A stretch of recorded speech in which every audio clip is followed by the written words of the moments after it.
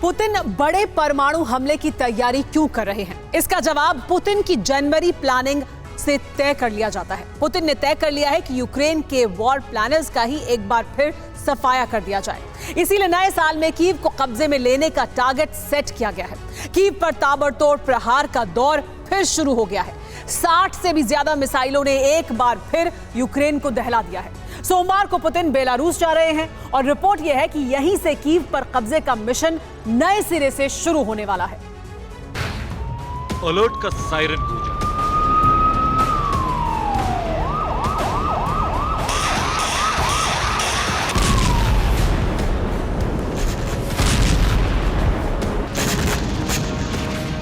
धमाकों से दहशत मची और एक बार फिर दहशत के सन्नाटे में थम गई यूक्रेन की राजधानी कीव। मेट्रो ट्रेन रोक दी गई,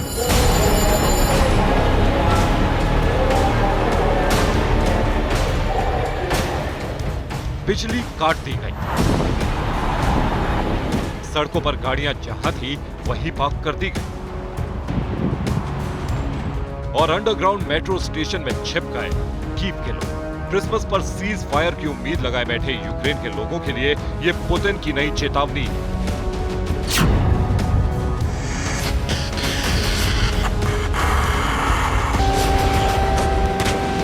सिर्फ कीव ही नहीं, पूरे यूक्रेन पर ताबड़तोड़ अटैक की शुरुआत हो चुकी है।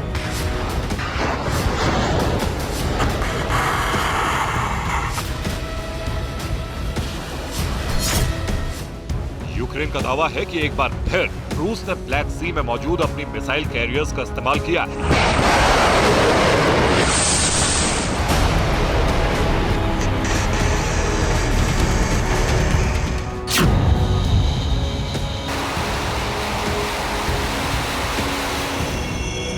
ब्लैक सी से हमले के अलावा बेलारूस की एयर स्पेस में भी रशियन फाइटर्स ने उड़ान भरी और हवा से मिसाइलें दागी।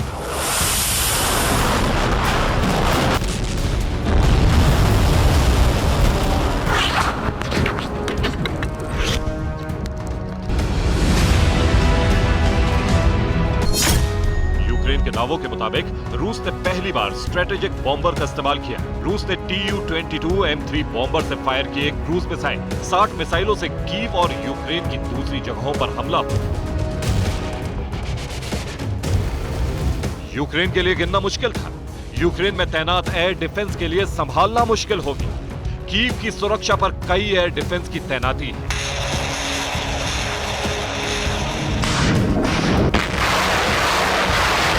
यूक्रेन ने दावा किया है कि कीव पर 40 मिसाइलों से हमला किया गया। एयर डिफेंस ने 37 मिसाइलों को नष्ट कर दिया। एयर डिफेंस वैम्पायर ने कीव खंडर बनने से बचाया। बेलारूस में बॉम्बर्स की उड़ान और सोमवार को लुकाशेंको और पुतिन की मुलाकात ने एक नया सिग्नल दिया है।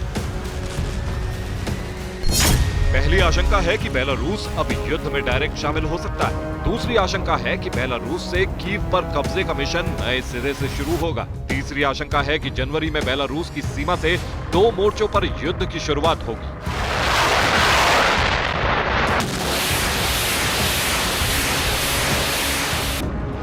सोमवार को पुतिन बेलारूस आ रहे हैं। यहां वो बेलारूस के राष्ट्रपति लुकाशेंको से मुलाकात करेंगे। माना जा रहा है कि पुतिन और लुकाशेंको की मुलाकात के बाद कीव पर कब्जे की जंग शुरू होगी। 2 दिन पहले ही रूस ने A-50 एवॉक्स यानी airborne warning and control system विमान को बेलारूस भेजा है। रूस का यह विमान आधुनिक रडार से लैस है। यह जमीन और हवा में टारगेट की पहचान कर सकता है। इसके अलावा रूस के 2 लाख सैनिक बेलारूस पहुंच सकते हैं। रूस के कई सैनिक बेलारूस में अभ्यास कर रहे हैं। बेलारूस की आर्टिलरी पर मार्किंग की गई है।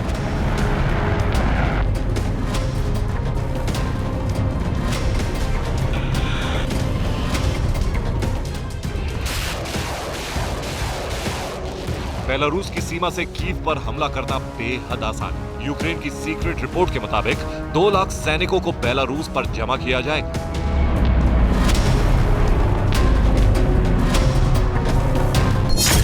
रूस पश्चिमी यूक्रेन पर हमला कर सकता है। रूस के सैनिक नॉर्थ से भी मोर्चा खोल सकते हैं। बाखमुत में जंग के बाद बेलारूस से अटैक हो सकता है।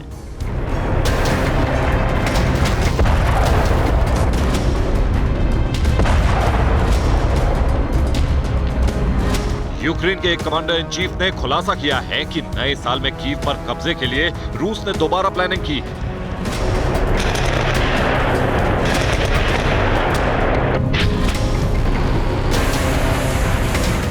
रूस ने पुरानी गलतियों से सबक लिया है और इस बार अचूक प्रहार की कोशिश की जाएगी। बेलारूस बॉर्डर से कीव की दूरी करीब 403 किलोमीटर है। बेलारूस से कीव पहुंचने में करीब 7 घंटे का वक्त लगता है। यूक्रेन की सेना ने पूरी ताकत पूर्वी इलाकों में लगा दी। नॉर्थ यूक्रेन पर अटैक का यह बढ़िया मौका हो सकता है।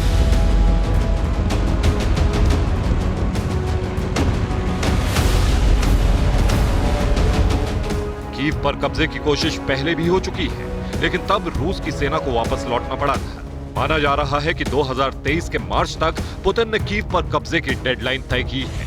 क्रेमलिन से भी जाहिर कर दिया गया है कि इस वक्त पीस टॉक का कोई विकल्प नहीं है। Bureau report, TV9 Bharatvarsh.